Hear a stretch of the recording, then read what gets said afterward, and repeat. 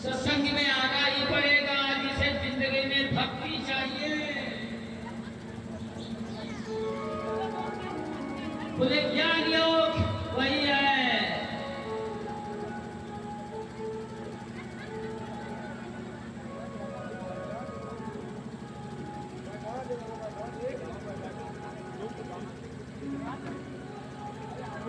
बोले उसे ज्ञान जिसको चाहिए से भी अपने में सबको ज्ञान क्या है, अपने सबको अपने में देख रहा, यही ज्ञान है। उद्धव को भगवान ने ज्ञान दिया। बोले उद्धव अपने मन को बस में करके अपने स्वरूप में स्थित हो जाओ, निरंतर मेरा भजन करते रहना। उद्धव को भगवान ने अपना चरण पादुका दे दिया। उद्धव जी लेकर के चले। बोले उद्धव तुम बद्रिकाश्रम में चले जाओ, वहां मैं ही, वो मेरा स्थान है, वहां जाओ और निष्ठा से भाव से भजन करो तो मुझे प्राप्त कर लो।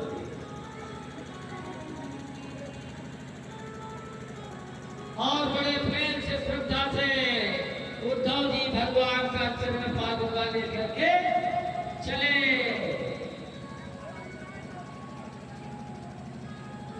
जैसे भरत जी भगवान श्री राम को बनाने के लिए गए थे चित्रकूट, तो राम जी ने अपना चरण पादुका दिया। बोले भरत ले जाओ, और 14 साल जब तक भगवान वन में रहे तो भरत जी उसी चरण पादुका से ही पूजन करते थे। लोग चरण पादुका के आदेश से ही करते थे। एक पादुका राम है तो दूसरा पादुका हमारी सीता है, इसलिए सीता राम हमारे यहाँ चरण पादुका के रूप में विद्यमान है। और अपने सिर पर ढक करके चरण पादुका लेके चले थे।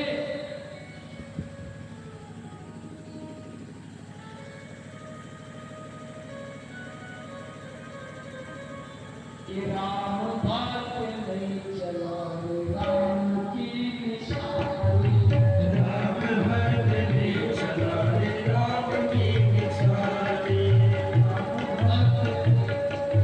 राम की निशानी, राम बात नहीं चला,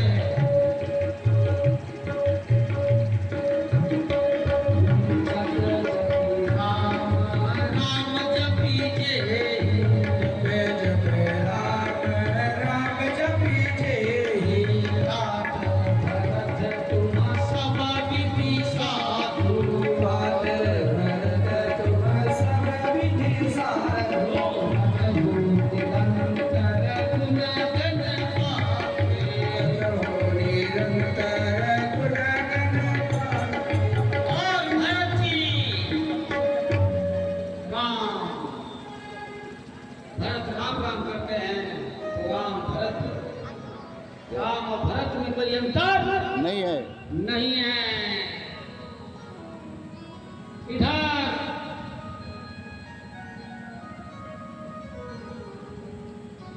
द्वारका में अनेक प्रकार के उत्पात होने लगे।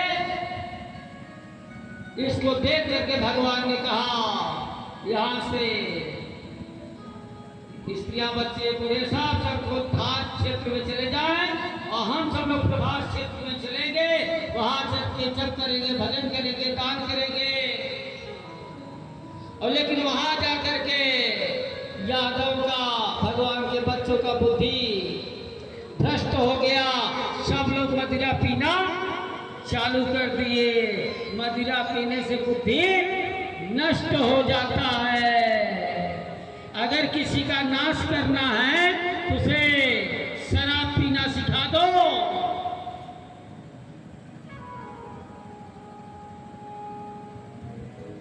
इसलिए यदुवंशी सब शराब पीने लगे, उनकी बुद्धि भ्रष्ट हो गई। सब आपस में लड़ते रहे। जब उनके अस्त्र शस्त्र सब समाप्त हो गए तो वही मरेख नामक सरकंडे को उखाड़ उखाड़ करके जो चूरा पहाड़ के समुद्र के किनारे लग गया था वो सरकंडे के रूप में उगाया था। जब उनके शस्त्र समाप्त हो गए तो वही सरकंडा उखाड़ उखाड़ करके एक दूसरे को मारना चालू कर दिए। बलराम जी ने अपने स्वरूप में लीन हो गए, निर्वाण पद प्राप्त किया। भगवान श्री कृष्ण भी एक पीपल के वृक्ष के नीचे बैठ करके बैठे थे। जरा नाम का बहलिया व्याध ने भगवान का चरण कमल हिरण के बच्चे के तलवे के समान लाल लाल चमक रहा था। उसने समझा एक कोई हिरण है और भगवान के पांव में निशाना मार दिया। भगवान का भी अपने धाम को जाते हैं। भगवान का भी शरीर छूटता है।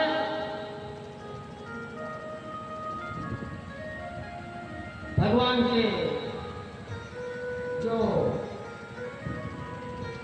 सेवक हैं, दूत हैं, जरा नाम का बहलिया है, व्याध है। भगवान के बारे जरे तो चिंता मत करो, घबराओ नहीं, ये सब हमारी इच्छा है। त्रेता युग में भगवान ने छिप करके पानी को बाण मारा था, वही द्वापर में बहलिया बन करके आया, भगवान के पांव में निशाना मार दिया। सभी देवता लोग भगवान का दर्शन करने आए हैं और भगवान ने सबके देखते देखते अपने स्वरूप में ध्यान मग्न हो गए।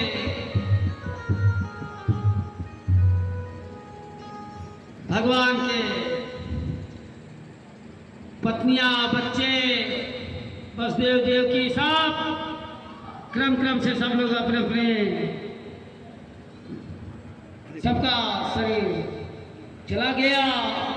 भगवान श्री कृष्ण का यह स्थान छोड़ करके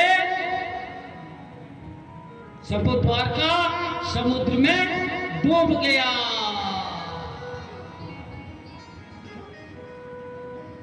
द्वारका डूब गया। उधर बोले कलयुग के जो राजा है ना, धर्म का लोग आदर नहीं करेंगे, अधर्म का साथ देंगे। लोग माता पिता को नहीं मानेंगे, उनका आदर सम्मान नहीं करेंगे। जिनके पास पैसे नहीं होंगे उनको न्याय नहीं मिलेगा।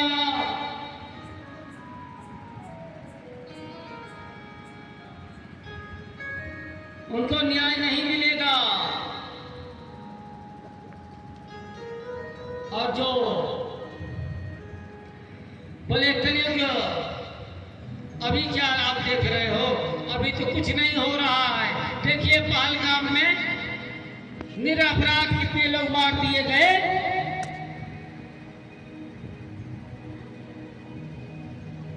शास्त्र कहता है निरपराध लोगों को जो मारता है उसे मार देना धर्म होता है। अपने प्राण की रक्षा के लिए, धर्म की रक्षा के लिए, शास्त्र की रक्षा के लिए, संत की रक्षा के लिए राजा का कर्तव्य है। प्रजा की रक्षा के लिए अगर कोई तकलीफ दे रहा हो तो उसका संहार कर देना धर्म है। और स्वधर्म निधनं श्रेया, अपने धर्म में मर जाना हर प्राणी मात्र का कर्तव्य है। सनातन धर्म का रक्षा करने के लिए ब्राह्मण, क्षत्रिय, वैश्य, शूद्र सबको एक रहना चाहिए। सनातन धर्म ये सभी धर्मों का मूल है। जैसे संपूर्ण नदियां जाकर के सागर में समाहित होती हैं, ऐसे सनातन धर्म सभी धर्मों का मूल है। सनातन धर्म है और रहेगा। सनातन धर्म को मिटाने में कोई सक्षम नहीं है। सनातन धर्म का रक्षा करने के लिए हमारे भारतवर्ष में भगवान के कई अवतार हो गए। अभी तो कल का अवतार होना बाकी है। विष्णु यश नाम के ब्राह्मण होंगे। बोले अभी आप क्या देख रहे हो कलयुग। अभी सुखदेव भगवान कहते राजन परीक्षित, ज्यों ज्यों कलयुग बढ़ेगा आदमी का अवस्था धीरे धीरे कम होता चला जाएगा। थोड़े समय में सब चले जाएंगे। फिर जब कलयुग में त्राय त्राय मच जाएगा तब भगवान विष्णु यश नाम के ब्राह्मण होंगे और उनके यहाँ पर भगवान का कल क्या अवतार होगा। फिर सबको तलवार से काट काट करके सुला देंगे। फिर सतयुग की स्थापना होगी। परीक्षित,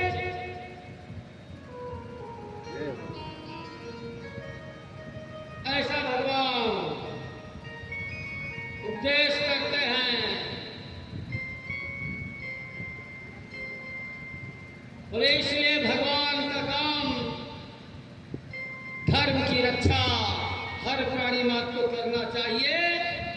कृते अध्यायते विष्णुम त्रेतायाम यजतो मखैः द्वापरे परिचर्यायाम कलौ तद्धरि कीर्तनाम्।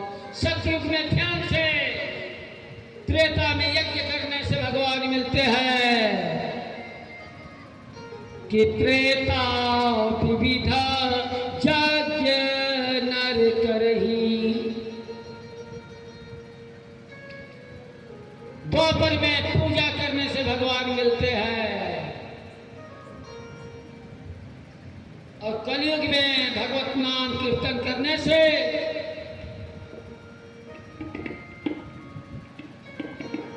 और बस परमात्मा के नाम का भजन करिए। बोले जिसके घर में भगवान संत महात्मा, वेद शास्त्र, गौ ब्राह्मण का आदर सम्मान हो रहा है, जिस घर में संतों के चरण पड़े रहे हैं, उस घर में कलयुग का वास नहीं होता। कलयुग है क्या? कलयुग क्या है? बोले कृत प्रभाव प्रसन्न मन जाना, हमेशा प्रसन्न रहिए।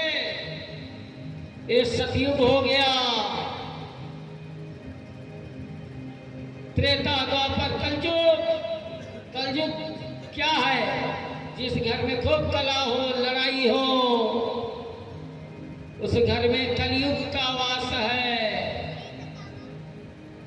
जहां लोग खूब प्रसन्न रहे, थोड़ा थोड़ा लड़े, वही त्रेता हो गया। जहां और छल कपट थोड़ा मिल जाए, द्वापर हो गया। कलयुग माने कला।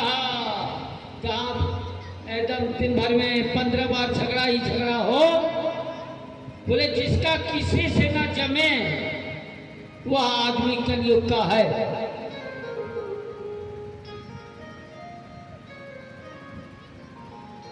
कि कली प्रभाव विरोध चहुरा, जिसका किसी से न जमे वो कलयुग का प्राणी है।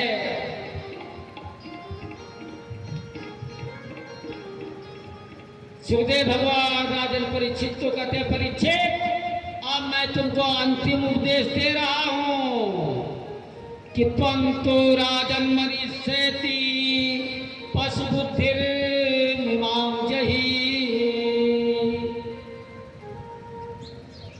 अब तुम अपने मन में एक विचार करना छोड़ दो कि मैं जन्मूंगा, त्वं तो राजन मरीष्यति पशु बुद्धिर मीमांस जहि। अब तुम अपने मन में पशु बुद्धि न रखो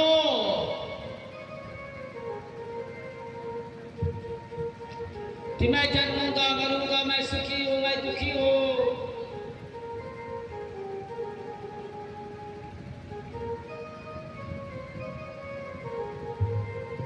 ऐसा अपने मन में भाव मत लाओ। न जाता प्रागभूतोद्य देहवत्वं न मुच्यसे। अब तुम, मैं हड्डी हूं, शरीर हूं, मैं मांस हूं, मैं मेज हूं, बच्चा हूं, मैं आपका नाश का जीवा त्वचा हूं, हड्डी मांस का शरीर हूं। परीक्षित है, सब एकदम मत समझो। सुखदेव भगवान कहते राजन परीक्षित, मेरा तुम्हें अंतिम उपदेश है कि अहम ब्रह्म परम धामम ब्रह्माहम परमं पदम एवं समीक्षन्नात्मान आत्मन्याधाय निष्कले। अब तुम यही अनुभव करो, ध्यानातीत ध्याता ध्यान भेद, ज्ञाता ज्ञान ज्ञे से परे वह तुरीय तत्व ब्रह्म मैं ही हूं। परीक्षित, तुम आत्मा ब्रह्म का अनुभूति करो कि वह मैं हूं। पर जीता तक्षक आएगा, तुम्हें डसेगा, तुम्हारा शरीर छूटेगा, उससे पहले तुम ब्रह्म भाव में स्थित हो जाओ कि ब्रह्मायम सर्वम जगत, इस संपूर्ण जगत ब्रह्मी है। इस भाव में परिचित तुम स्थित हो जाओ। और परिचित बड़े भाव से कहने लगे,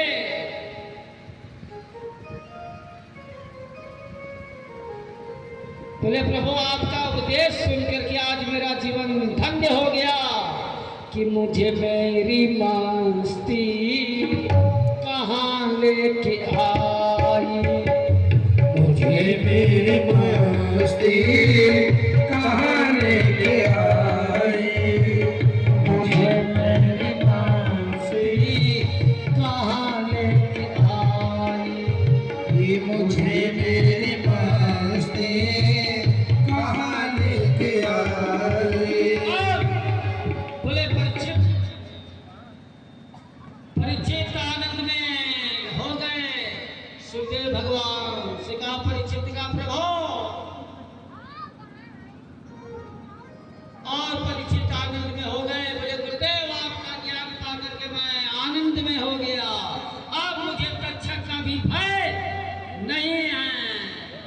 बोले परीक्षित, बस इस भाव में तुमको निमग्न होना है, अविद्या का त्याग करो और ज्ञान स्वरूपात्मा में आप स्थित हो जाओ। तुम्हें हड्डी मांस का शरीर अपने को मत मानना। तुम्हारी आत्मा ही ब्रह्म है, आपकी आत्मा ही कृष्ण तत्व है। अगर इस ज्ञान में तुम स्थित हो गए, तक्षक डसे, उससे पहले आप मुक्त हो, मोक्ष से हो। शिवदेव भगवान ने राजा परीक्षित को ज्ञान दिया।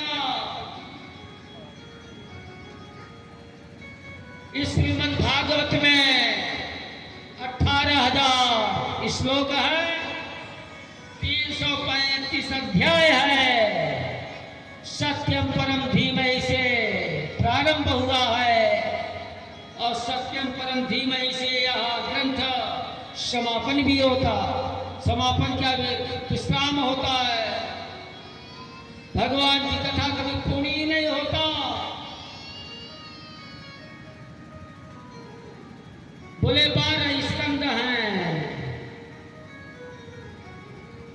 प्रथम स्कंद में सत्यम परम धीमहि की व्याख्या है। पहला स्कंद क्या है? अधिकार स्कंद है। अधिकारी कैसा होना चाहिए, और इसमें परीक्षित को साफ लगा। दूसरे अध्याय में भक्त कितना जिज्ञासु है, उसमें ध्यान धारणा का वर्णन है, सृष्टि का वर्णन है।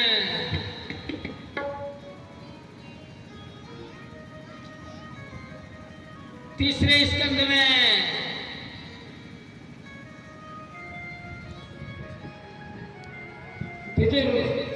भगवान कृष्ण का संक्षिप्त चर्चा, सृष्टि वर्णन, हिरण्याक्ष का वध, कर्दम देवहूति कपिल देव भगवान के ज्ञान का निरूपण किया गया है। चौथे स्कंद में दक्ष के मन में भगवान के प्रति विद्वेष भावना और सती का योगाग्नि में चल करके भस्म होना, ध्रुव चरित्र,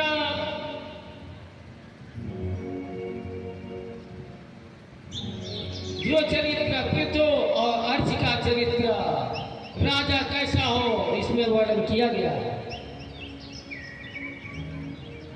राजा वही जो प्रजा का रक्षा करे।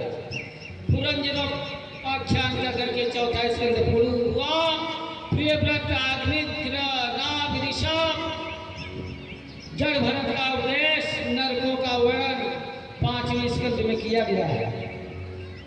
6वें स्कंद में अजामिल का चरित्र, वृत्रासुर का प्रसंग आया है, मरुदगणों का वर्णन है। 8वें स्कंद में सद्धर्म निरूपण, समुद्र मंथन की कथा,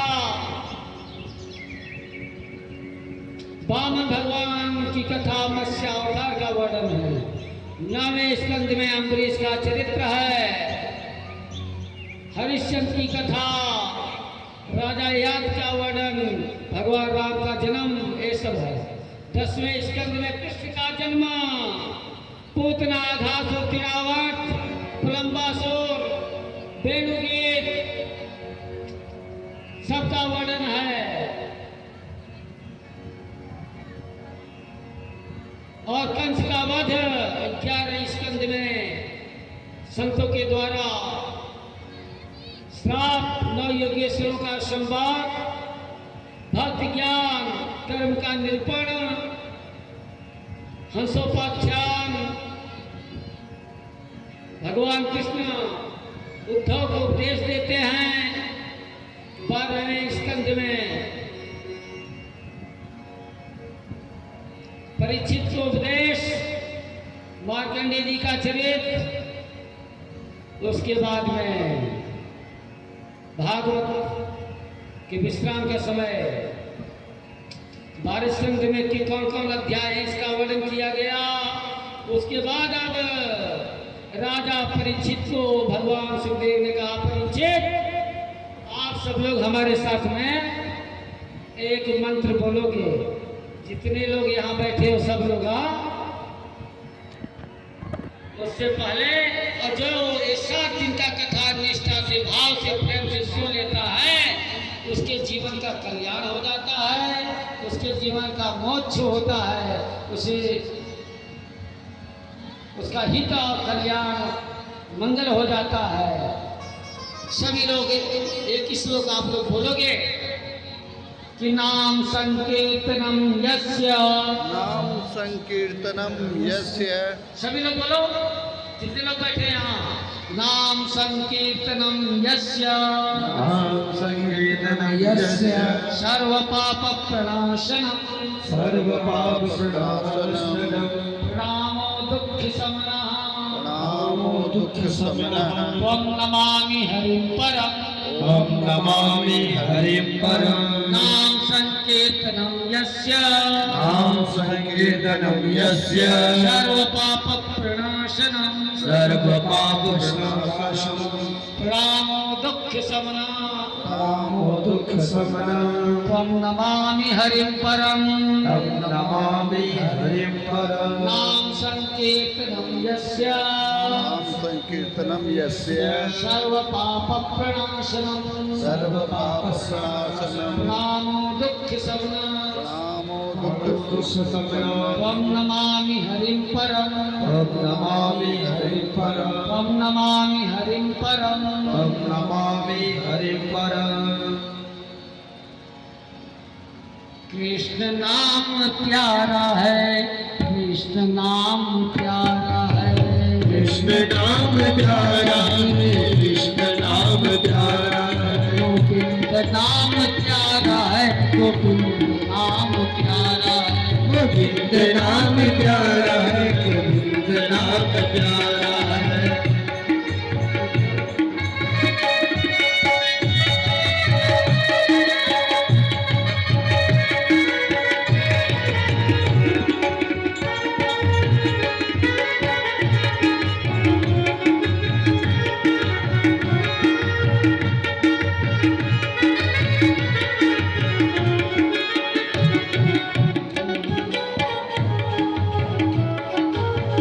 अब ये सुदामा जी बैठे हुए हैं ये सुदामा जी का पूजन हो जाए इनका मित्रता बड़ा अद्भुत था लेकिन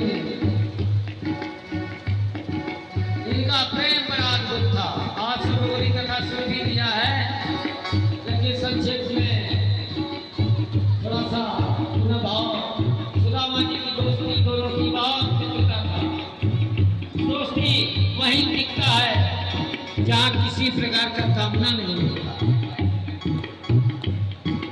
सुदामा जी ने भगवान कृष्ण से कभी कुछ अपेक्षा नहीं किया कुछ चाहत नहीं रखा कुछ मांगा नहीं बस सुदामा का बस एक ही प्रेम था मेरा कृष्ण जहाँ रहे वहाँ प्रसन्न रहे तो कृष्ण का प्रेम सुदामा का प्रेम बड़ा अद्भुत है आप सब लोग दर्शन कर रहे हैं और बस इस कलयुग में जंतर मंतर में मत फंसो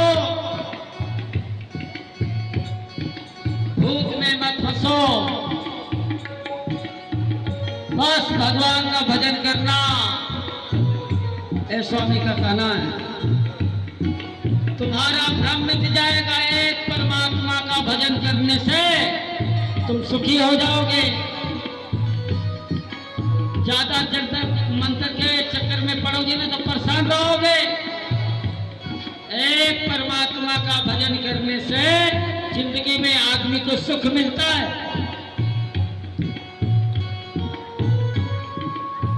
उसे सुख मिलता है ब्रह्मा विष्णु महेश सब एक हैं तुम्हें लगता है कृष्ण और शंकर में भेद है अंतर है ना जो लड़ता है मोक्ष होता है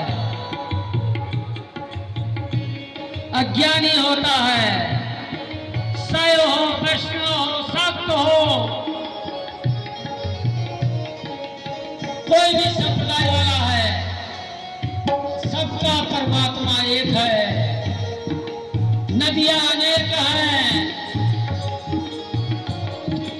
और सबको सागर में जाना है ऐसे ही सबको परमात्मा में समाहित होना है आप पुण्य मारम जल प्रतिष्ठम जैसे संपूर्ण नदियां सागर में समाहित हो जाती हैं ऐसे एक परमात्मा के नाम का भजन करना जो लोग यहाँ बैठे हुए हैं हम आपको सही सही बताने आए हैं आपका कल्याण हो आप सुखी रहो आप शांति को प्राप्त हो जाओ क्योंकि आप शांति को प्राप्त हो भजन करें आपका भटकना मिट जाए यही स्वामी का उपदेश है परमात्मा का भजन करने से जिंदगी में शांति मिलेगा। एकम ब्रह्मा, ज्योतियो नास्ति